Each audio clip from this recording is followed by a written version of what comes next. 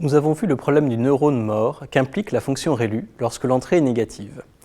Il existe plusieurs modifications de la fonction ReLU pour contourner ce problème.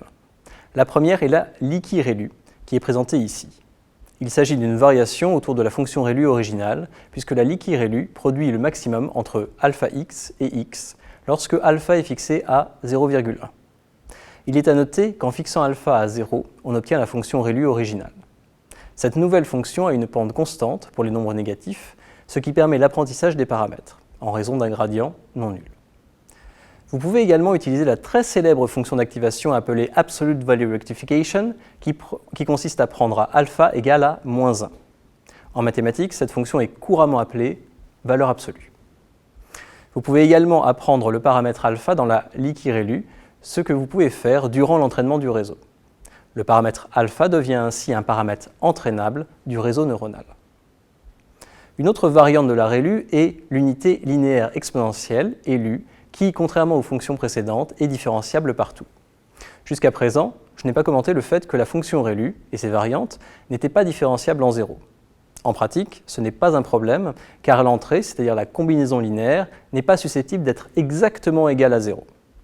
Même si c'est le cas, le gradient est fixé à une valeur par défaut et l'apprentissage se poursuit. Par conséquent, le fait d'être non différenciable en 0 est beaucoup moins préjudiciable à l'apprentissage que le fait d'être égal à 0 pour tous les nombres négatifs. Pour chaque fonction d'activation, l'article correspondant qui l'a conçu est mentionné. Vous pouvez donc consulter ces articles si vous souhaitez obtenir des résultats numériques ou des idées plus précises sur la manière dont les fonctions d'activation ont été pensées.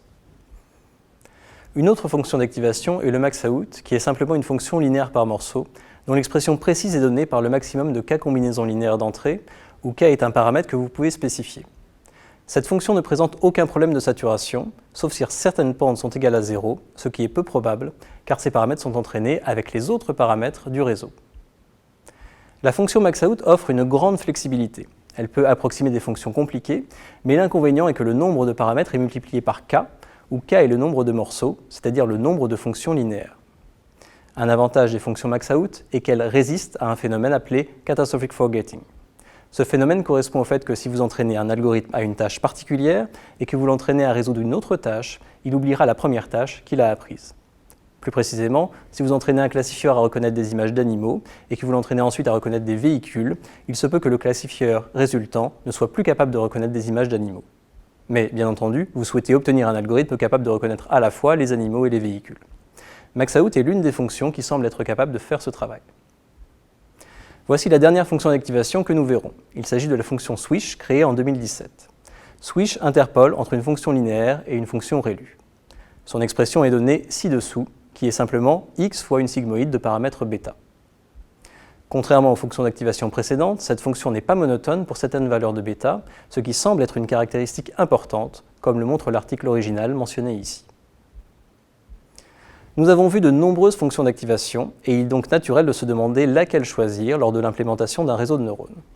Tout d'abord, il n'existe pas de règle générique qui fonctionne dans tous les cas, même s'il existe certaines tendances dans le choix des fonctions d'activation. La grande majorité des chercheurs et des praticiens semblent admettre que les fonctions ReLU ou swish fonctionnent bien dans la pratique. Vous voudrez peut-être tester les variantes des fonctions ReLU, en particulier si les techniques basiques, comme le choix de biais positif, ne vous permettent pas de vous débarrasser des neurones morts. Si vous êtes dans une phase de test, vous pouvez essayer la tangente hyperbolique, mais en général, n'attendez pas trop de cette fonction. La fonction sigmoïde n'est pas souvent utilisée dans le réseau, car le phénomène de saturation est encore plus fort que celui observé pour la tangente hyperbolique. N'oubliez pas non plus que les performances de votre réseau dépendent de la fonction d'activation, mais aussi du nombre de couches cachées, du nombre de neurones par couche et des autres caractéristiques que nous allons voir.